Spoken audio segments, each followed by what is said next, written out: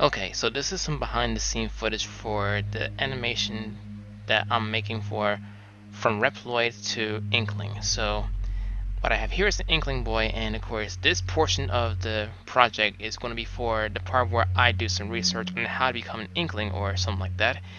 And of course all it is for this Inkling boy figure here is that I'm just going to rotate him while the data is popping up while doing research. Upon the research. So I have the Inkling boy model displayed right now, and what I'm going to do is I'm going to add, I've already added the override materials. Now I'm going to show an element viewer model, and of course I'm going to scroll to materials. I'm going to expand that area, and of course alter the color of the Inkling boy, and of course it's going to be an Inkling boy silhouette. It's going to portray as the silhouette because, well, it's basically just the information portion of the research. So what we're going to do is we're going to go ahead and add attribute color, $ color, the usual aspect when it comes to changing colors of your model, custom color if you will. And for mouth, some of these have the attribute of color TNT or color tint, or you know. Alright, eyelid.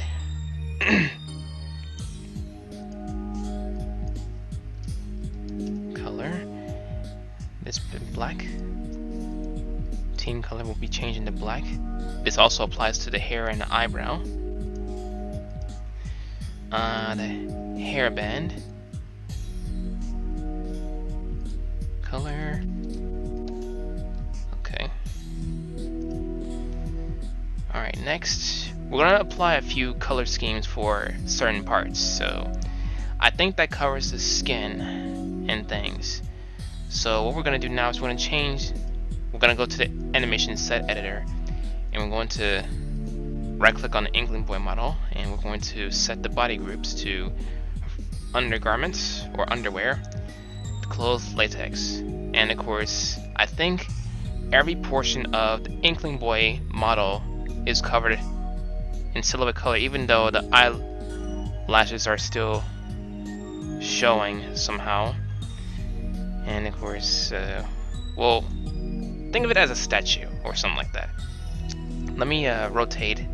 Well, we want to go by the root transform because we want to we don't want to like alter the parts gruesomely, so we're going to rotate.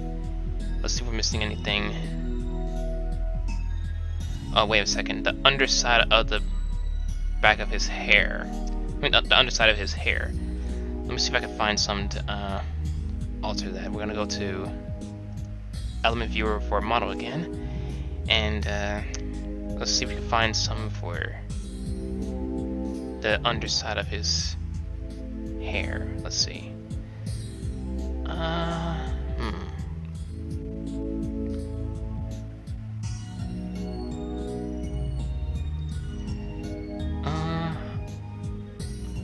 I guess we could keep that part. I don't know. Let me look just to be sure. I think this only applies to the front of the hair. Let me see. Oops.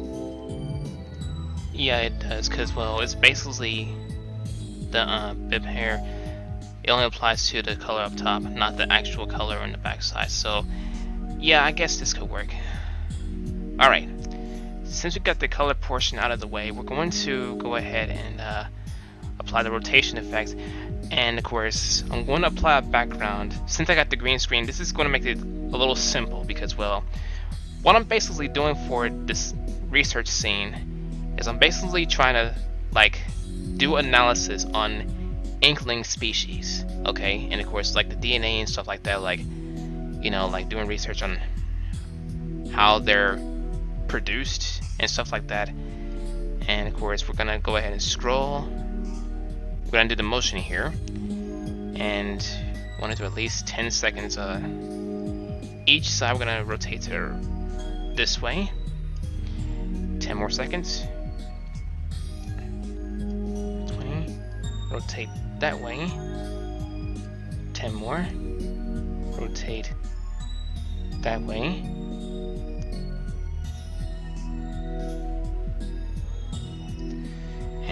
last 10, back to center like this, facing back to me. Okay, so that basically covers the research portion, and it's gonna reiterate because, well, this is just research portion of the research I'm doing, like, yeah. So that covers the research portion. Okay, so for certain scenes that I make for my SFM animations, I want to make sure that I save as I go, because I don't want to lose anything, because, well, making animations with Source Filmmaker is kind of time consuming yet complex at the same time, but think of it as you're doing After Effects and stuff like that.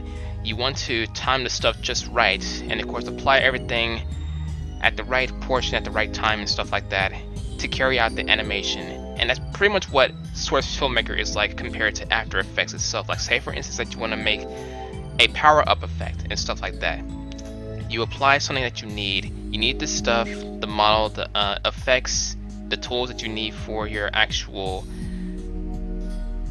animation to carry itself out and go from there. And of course, you want to do the time frames, and of course, it's basically a little bit difficult to articulate how it pans out. So yeah, that's pretty much how it works, really.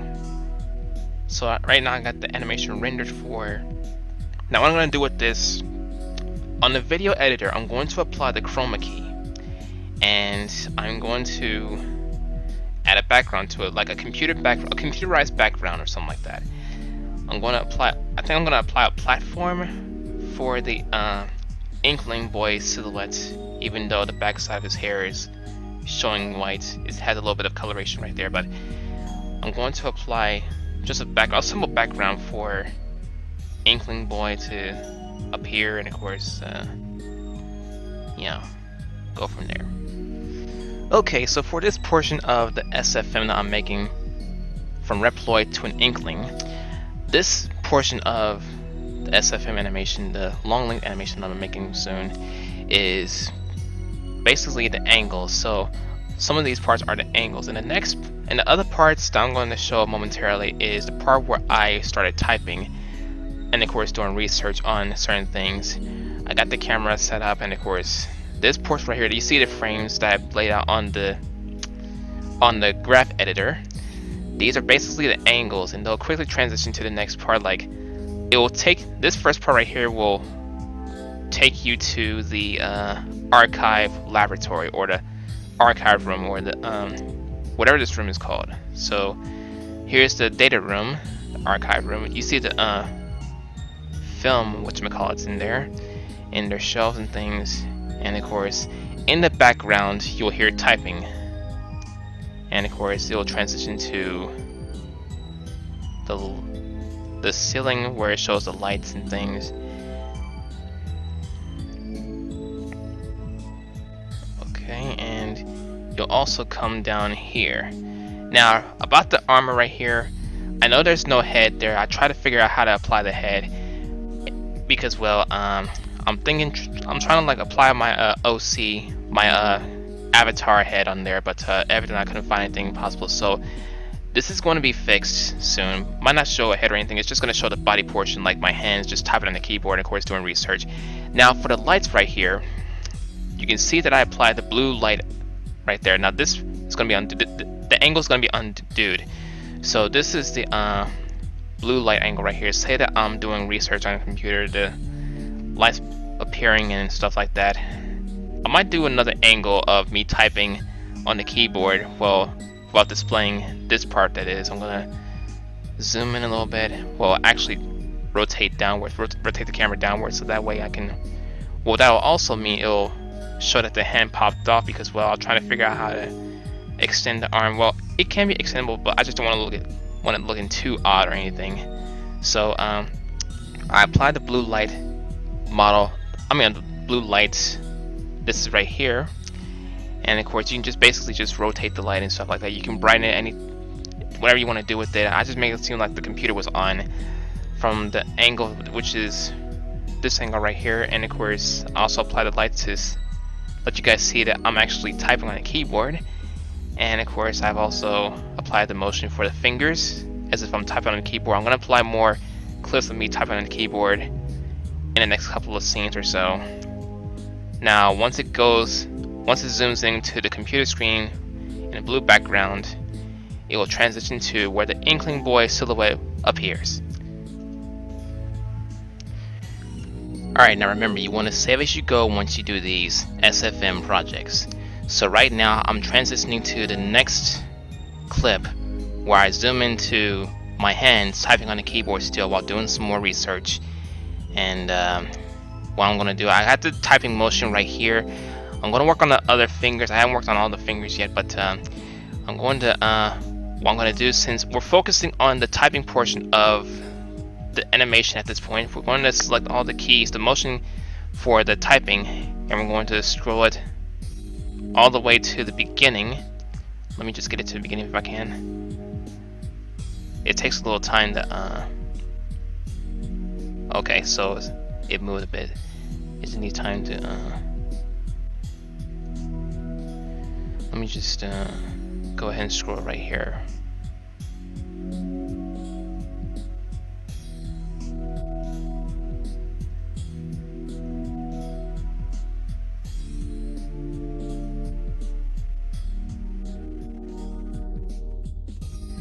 Alright, so it's almost close to the mark right here, so we're going to scroll just a little more, and there. Let me see if the motion is still there.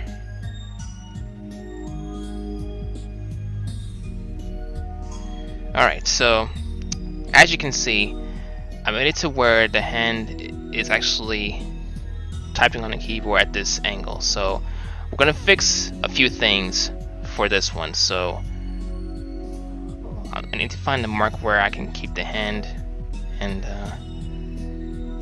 yeah, it can be a little laborious at some points, but don't worry, it takes time depending on what you got going on. So anyway, you can still apply the typing motion.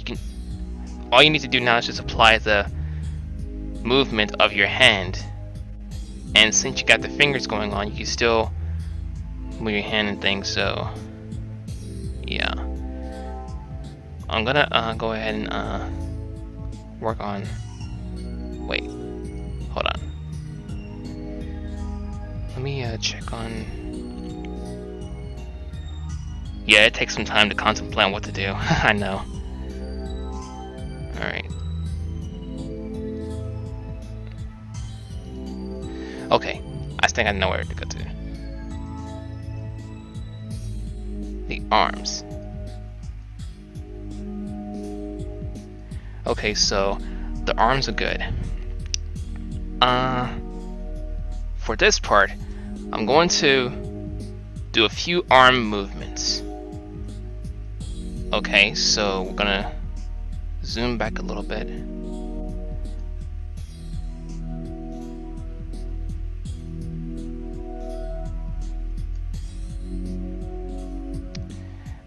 See if I can get the whatchamacallit up here.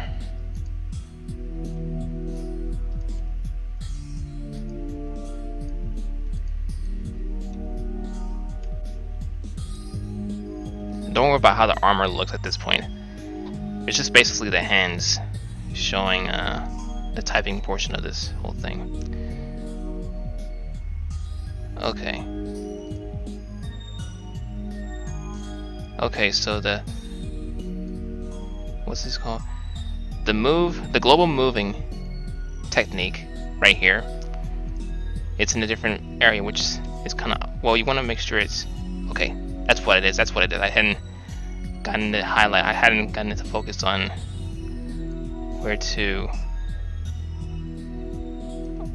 hold on, the camera angle, let me just move this. Okay. Now we're cooking with gas. Okay. What we're doing now is we're going to apply the side-by-side movement with the arms as if you want to reach the other keys on the keyboard. Okay? So we're going to hold down the control key and then select the bip lower arm right. That's right here. If you see the bright blue highlight on the certain part you want to move, and you click on it, it'll focus on that particular, or you could just do it by the side right here, but it's much easier if you do it like this right here. Control and just click on the part you want to adjust, stuff like that, and you got the marks and stuff. Alright, so we're going to do the side-by-side movement. So we're going to simply have the arm hover the arm this way. Then we're going to copy that first motion frame and do at least 2 more seconds right here. Paste it right there, and so forth. Now for this part right here, we're going to move it down a little bit so that way it can seem like it's reaching to the other keys. So let me see if that's the wrong one. I'm sorry.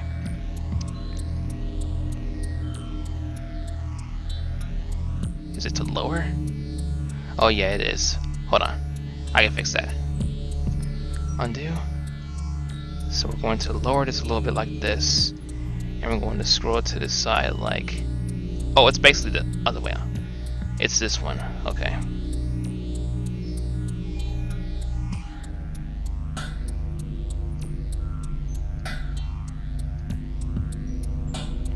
Okay, it's kind of odd, but yeah, it takes some time to get it to work.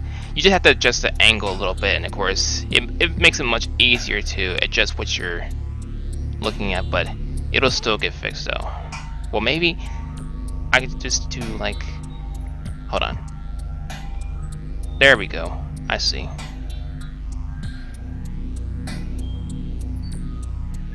Just use the all-around motion instead of designated motion, if that's what you call it. But and of course you can do the same thing for this one too. Well, firstly, let me go to 0, apply the frame,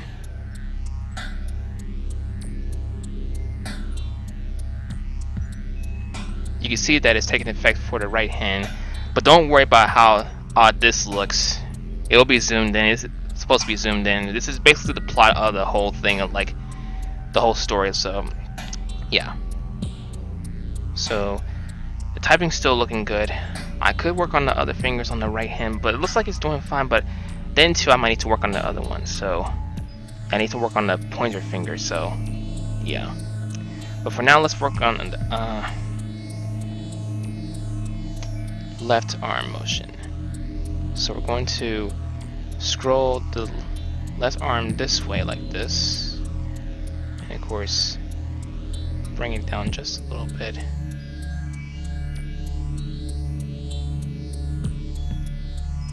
And of course bring it back that way 2 seconds. Copy the frame right there, and of course paste it right there. We need to apply more typing motions, the finger motions, so it's possible. So what we're going to do is we're going to we're going to go to the fingers, and we're going to copy the frames, well, starting from, well, let me select all the frames first, and of course deselect the ones that I don't need, because we're focusing on all the fingers that are typing on the keyboard. So we're going to deselect the ones in this area right here, and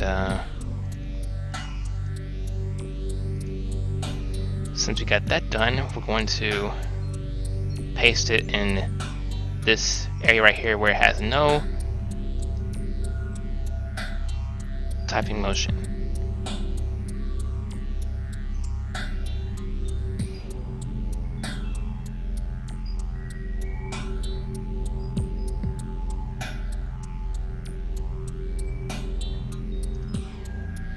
Let me apply more. Let me apply the 1 sec. Let me adjust this one a little bit.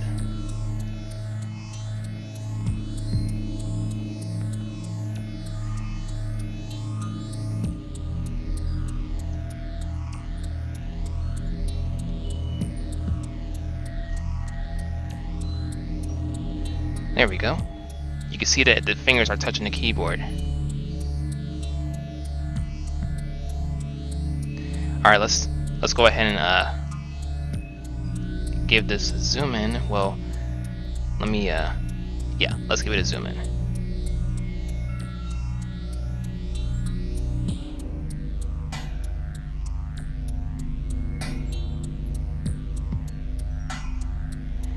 I'm actually going to fix the angle. Like, I'm gonna do it as if, yeah, like this here, maybe.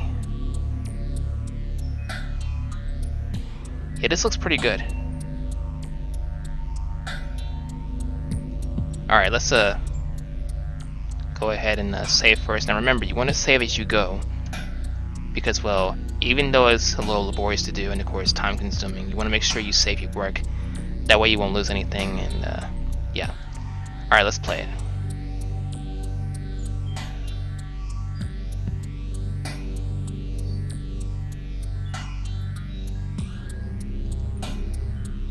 Hold on. Let's see.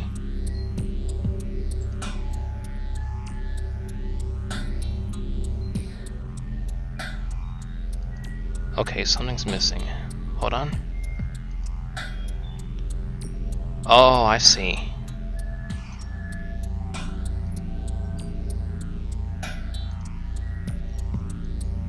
It needs more finger motion.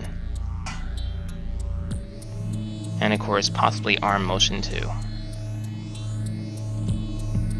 So we're gonna select all these, we're gonna make duplicates.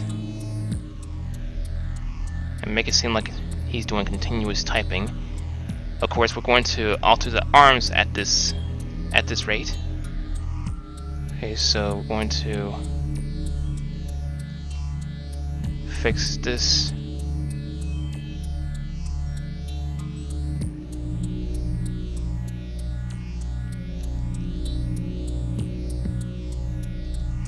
Let me hold on.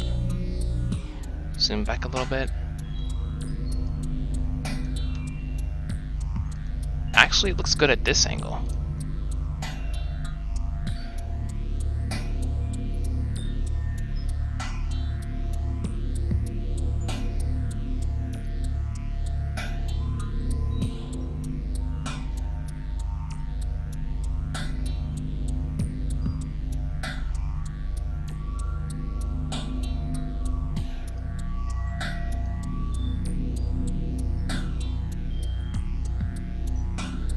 Oh yeah.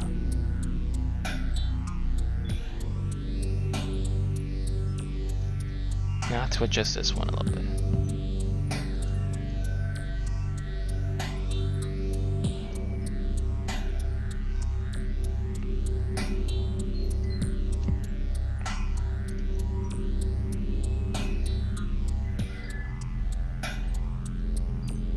See if I can bring this back a bit.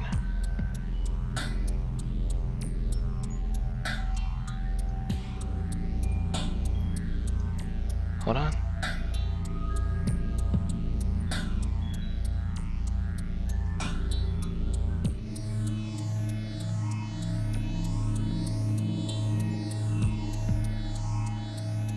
Okay, it looks good so far. Now we're going to repeat the arm motion.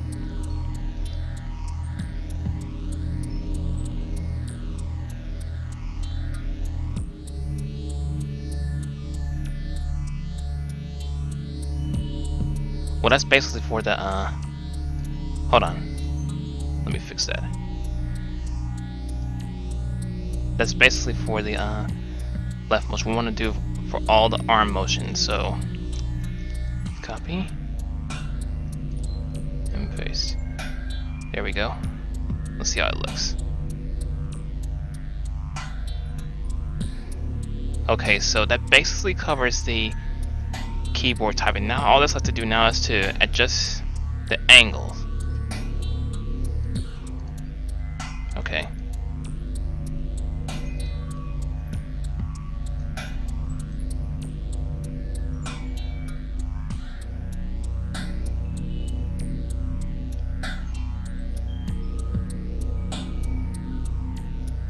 Save.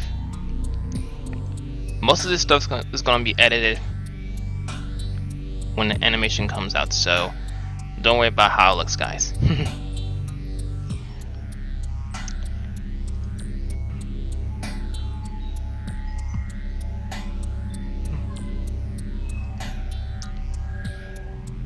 Okay, so for this portion of the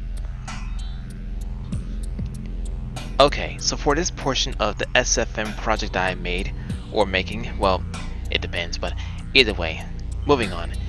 For this portion of the project, I decided to turn this into a little bit of a first-person point of view type of scenario for this project, since the bottom line that I'm doing for this scene is looking for a squid sample. Okay, so I have a squid model that I recently got from the workshop on Steam.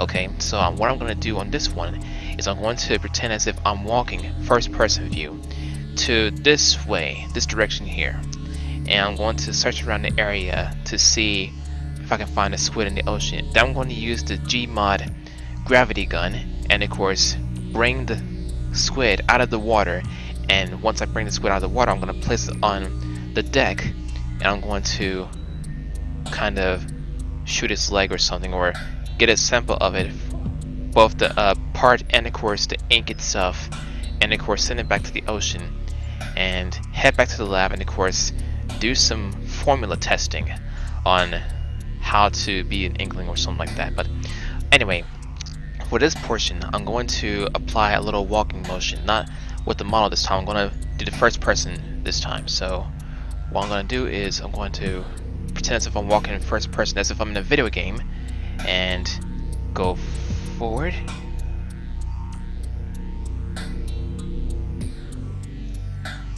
Then like this. Let me test out the, okay, something's up with the, let me there we go, I see. Zooming in on the timeline definitely helps when it comes to doing these frames. That way you won't have any angle problems. So what we're going to do is we're going to, alright, so the walking motion is looking pretty good. Now we're going to do this step again, then forward, go down a bit, then look upwards. Then we're going to add the same frame right here, and we're going to have myself look around the area. There's a ship right there. Look some more on this way, and you can see the lights over there. Then we're going to look this way. We're doing this a little frame by frame. So there's a gorgeous sun over there, the dawn of the day. Gonna apply the same frame. Now remember, this is for my project here. It doesn't have to be for your project or anything else. It's just for my project. Sorry if it's a little discombobulating. Pardon me. Alright, so we're going to go ahead and have myself move again, then go this way.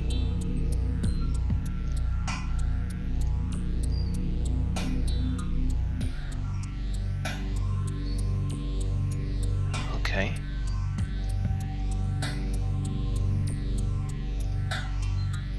And a few more walks and a few more steps, and we're going to stop right here, give or take. Okay, so we're here at the ocean point. Save as you go, and we're going to use this part as just a walking portion of the whole thing and just let the ocean run across as well. Actually, we could add a few more motions to it. We're gonna add a little sightseeing motion. Well, first the sun, and then this way.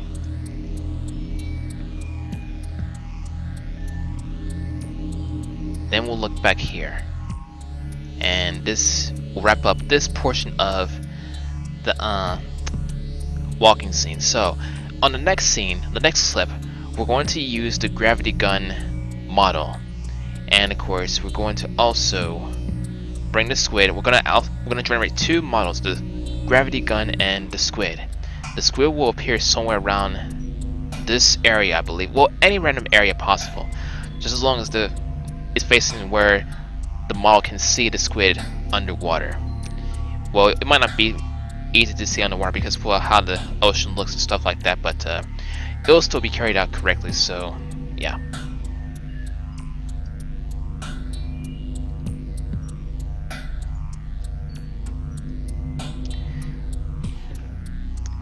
Okay, so for this part, this is probably going to be a little laborious to explain. Well, I can at least give you guys an insight of what I carried out so far in this portion of the project. So as you can see at the center of the ocean right there during sunset, this is the real squid model. And of course alongside it I have the super physical gravity gun model as well, the one that attracts certain objects and certain living things and such like that. So I made it look like as if it's an FPS form, a first person shooter form, as if I'm holding the weapon, which is the gravity gun. And of course across the timeline you can see that I applied some motions to the gravity gun as if I'm playing a video game holding the gun. And of course I zoom into the distance, well, zoom into the ocean, like not too close to it, but you know, like at the edge of the deck. And of course that's where I get the inside of the squid that's in the ocean. So what I also did was change view. Now as I zoom back to the original position like this here, the original look, I then move the camera like this, and of course I also apply the light blue particle-like structure of the gravity gun. This is actually the light model, so that's what I did. That's pretty much what I did because, well, I've seen a little clip on how the gravity gun is used. They don't actually use it like a little laser beam or anything. They just use a little bit of light as if it's being used. Like I changed from white to blue like this, a bright gorgeous blue color like this here as you can see. And of course I've also zoomed to the area where the squid gets captured. So although I didn't apply the glowing effects surrounding the octopus because, well, I thought it might not be easy to pan that out, so all I did was just made the squid come out of the ocean. And of course, okay, so I made it come out the ocean like this, and of course it rotated this way, and of course it zoomed to, well, it goes airborne, and of course it lands on the deck, although it zooms back to my gravity gun. And after that I place my gravity gun down like this, and on the next scene I'm gonna zoom to the squid, and then we'll transition to where I composed the formula to turn to the actual Inkling species. So from point A to point Z, what I basically did for this part is just pretend as if I'm in a video game, an FPS game, a first person shooter game, holding the gravity gun, and of course capture the squid underwater, and of course change angle.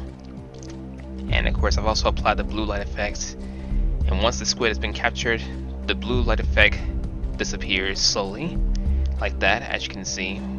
Let me play that right there. Okay, so I know it skips a little bit because, well, I'm using this while recording, but it doesn't matter. But either way, the blue light disappears slowly after the squid is captured from the ocean. This will then transition to when I compose the Inkling formula, how to become an Inkling species. Okay, so I readjust the camera angle from after I captured the squid. I zoom into the squid itself. And of course, fundamentally, I've also added the squid movements, the scampering squid after being captured by my gravity gun. It sits on the deck just scampering, and of course, in this scene I might add the scene where I'll remove one of its tentacles so that way I can use that to add to my formula to become an Inkling species. So what I'm going to do is, well, technically I have no idea which weapon to use to carry out the operation, so I think I'm going to refer to one of my models. I don't know. Let's just test it out.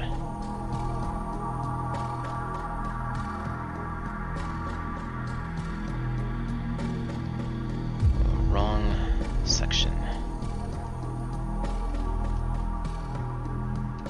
Let's see if a sword will work.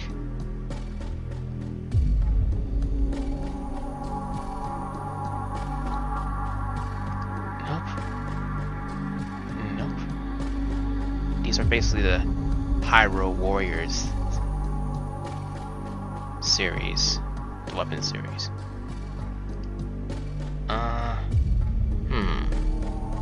Let's see if I have a lightsaber or something.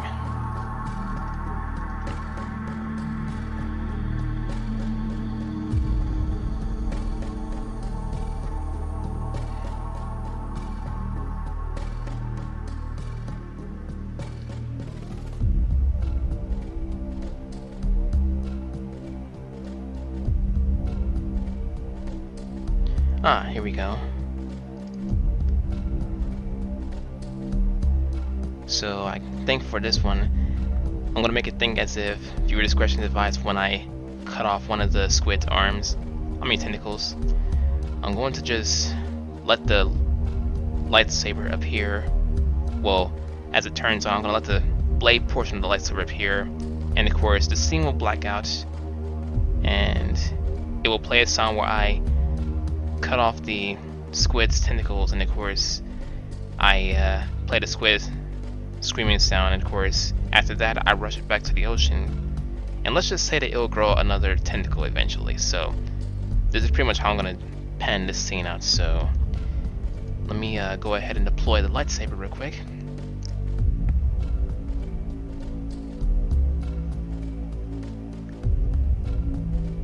Don't forget to save as you go. Yeah, it's a drag that sometimes it can run a little slow. Okay, it's saved. Good. Alright. Now to find that lightsaber. Well, let me zoom back a little bit. Ah, there we go. I need to reposition the lightsaber. Wait, let me look at its... Okay, button 1, button 2, okay. Alright, let's select the root transform and reposition the lightsaber. And we're going to...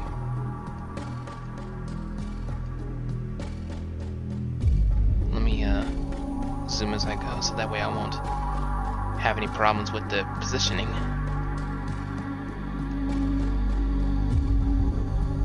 The arrow indicators is definitely what helps with the positioning of the certain model or certain figures that you're trying to add to your animation and such, and it definitely helps, guys. Alright, so I'm gonna have the lightsaber positioned at least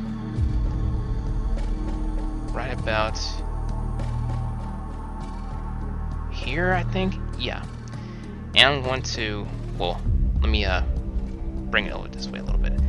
Then I'm going to rotate it. Press the E key to switch to the rotating feature. And I'm going to rotate it this way, which also means that I'll have to reposition, like do it like this, which also means at the same time that I'll have to well, actually this is much easier to use. This is the screen feature, and you just simply move the lightsaber right there. So I'm going to copy this frame. I'm going to save it for purpose, and we're going to position the lightsaber about... Oh, wait a minute. Hold on. Let me undo a few things. Okay. We'll make sure I got this box indicated right there, so that way I can... Alright, let's see. going to copy this frame. Then we're going to move it. Well, actually, we're going to rotate it. You can do any sequence you want. Alright, save again. We're gonna copy this again. Well, actually, we gotta rotate it, so we don't have to worry about the rotation portion. We can just worry about how it will display on screen. Okay, so we're going to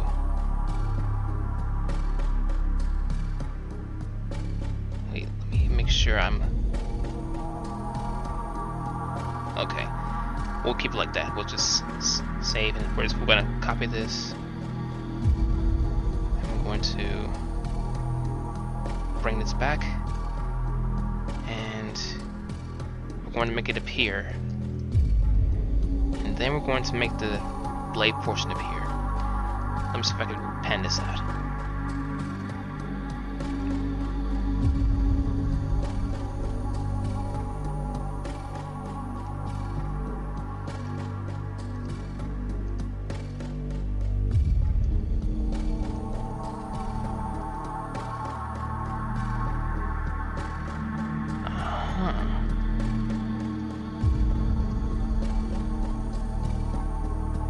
Wait, the skin.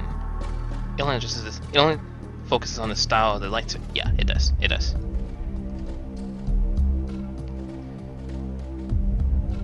So what do I do from here?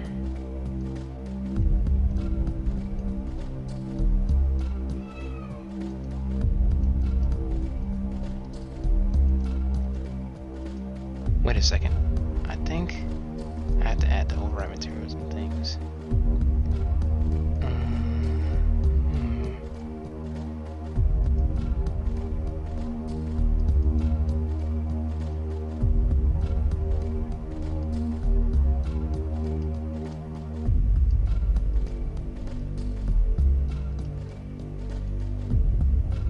I didn't actually see a tutorial on how to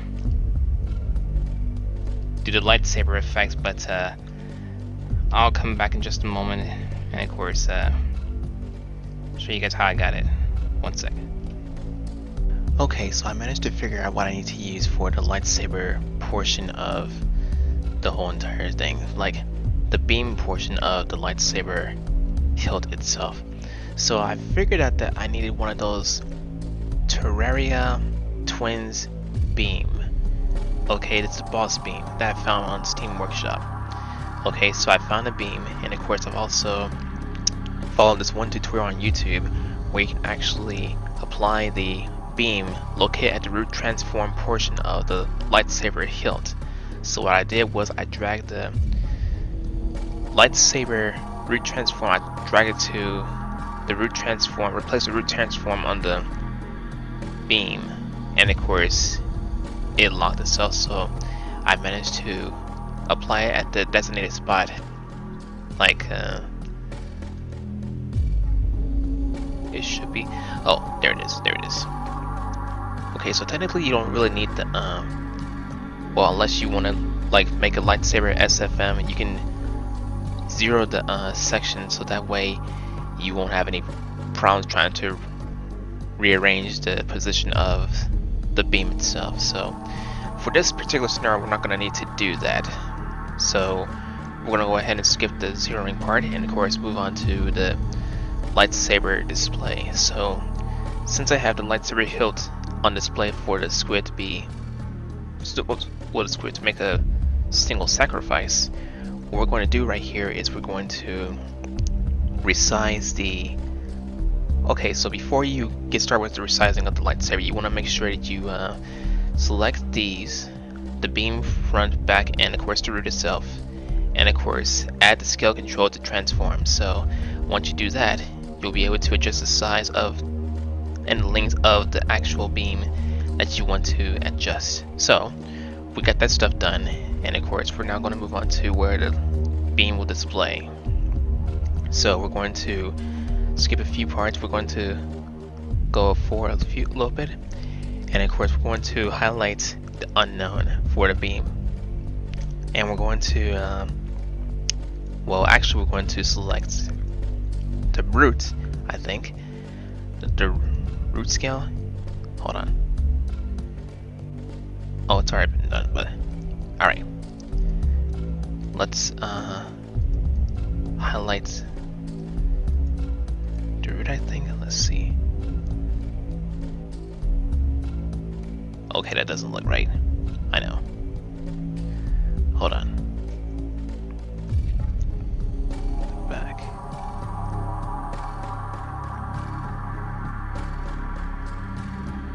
Okay. That can appear like that, but we can, that's okay, we can adjust with a little bit of rotation. So what we're going to do is we're going to, will it work that way?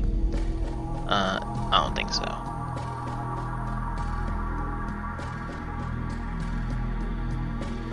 Nope.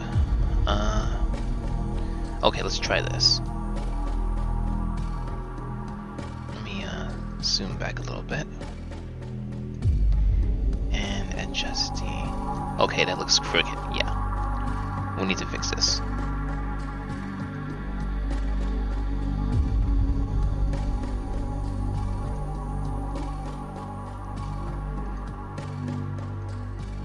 Ah, there we go. We just need to adjust the root.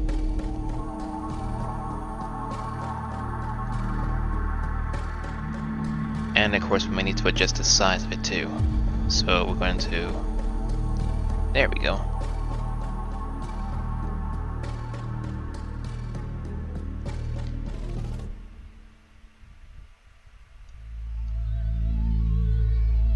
There we go.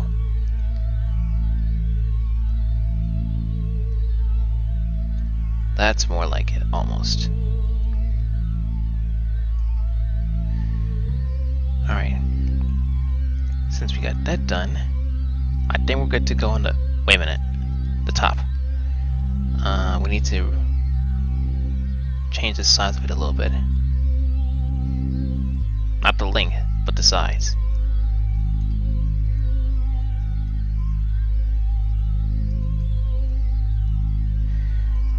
Because that does not look right. Let me change the scale a little bit. Whoa.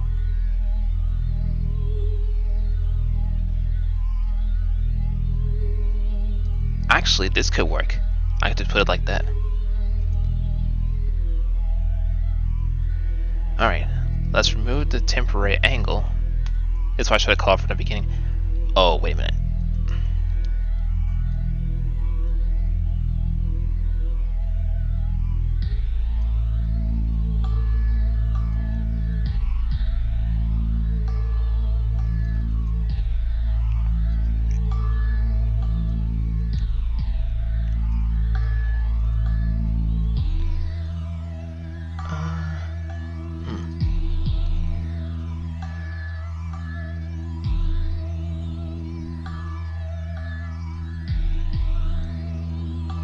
Yeah, it's probably gonna take some time to work on the lightsaber portion of this project here.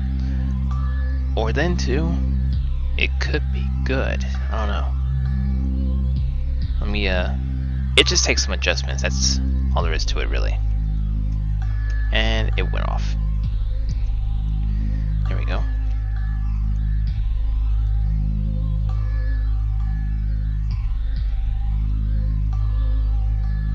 Okay, wait a second. I'm gonna remove this temporary beam here. Hold on just a moment.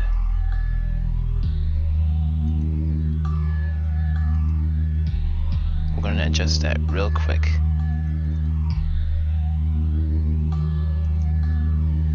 Alright. I think I know how to take advantage of this.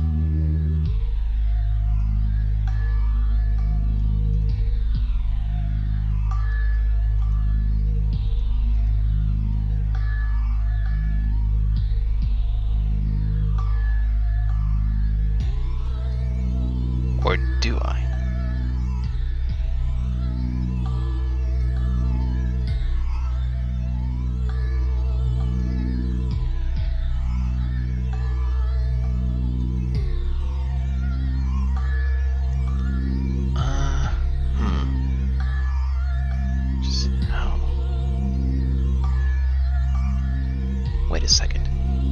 got an idea.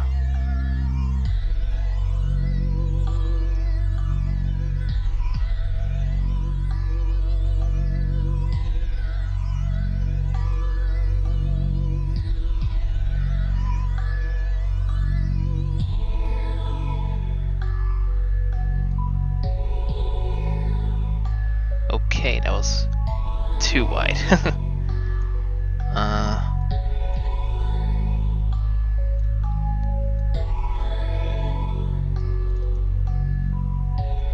Point.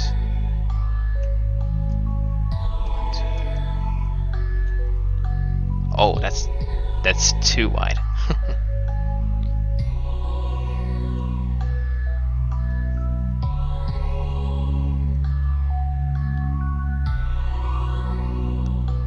Or you could just do it like that, right? I could just do it like this here. This will definitely be perfect.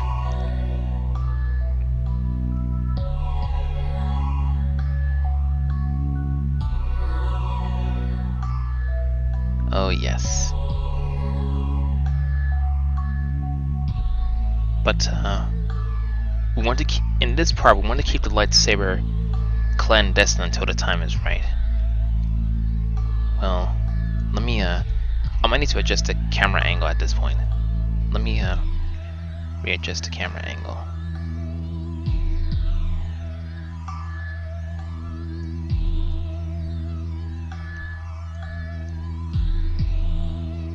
Okay, this'll work.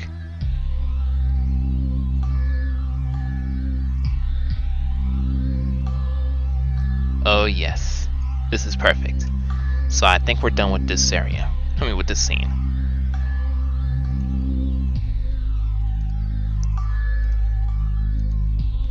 Okay, so for this scene, after going through the I forgot what door I call it, but let's just say that I came across this secret door that no one knew about. Well, it's basically just a lab for just me because, well, I was the one that created it many years ago. Let's say that I created that lab many years ago, and of course I came across this door that no one knows about, which is the this is commonly known as the combined door.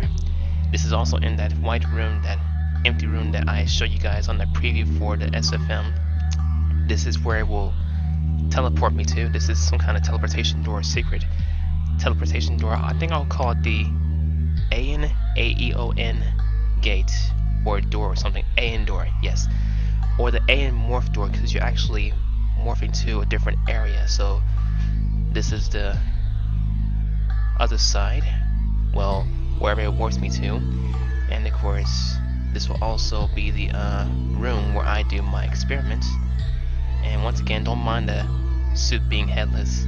It's supposed to be that way because, well, I'm basically making it as if I'm doing work and stuff like that. And of course you also got these monitors, and of course, and also let's think of it as this place is quiet, a very quiet place, and you also got the other rooms which we're not going to worry about in this section. So we got that, and I've also had the angle to where I was drinking the formula to see if it'll work, if it'll transfigure me into an Inkling. And of course, because we're almost finished with the SFM material that we need for the animation, I also did some other angles, and of course we're gonna undo those angles real quick. And of course this is basically prior to when I drunk the formula, so this is me doing the work. I just did a few camera angles to where I'm actually doing the work and things, and of course I've also, well, I'm going to fix these angles in a few moments. I've also zoomed to where the other stuff is. I don't know how it just got out of source like that, but I'll fix that momentarily. I'm going to make a couple more angles, and of course it will then transition to where I actually drink the formula to transfigure my whole entire body into an Inkling. So yeah, this is pretty much this scene, and after that a portal will appear, a mysterious portal will appear, and of course it'll suck me in, and of course it'll transform my whole entire body into Inkling body. So pretty much, yeah, that's pretty much this scene. So yeah, there's gonna be a lot of work on this one, so yeah.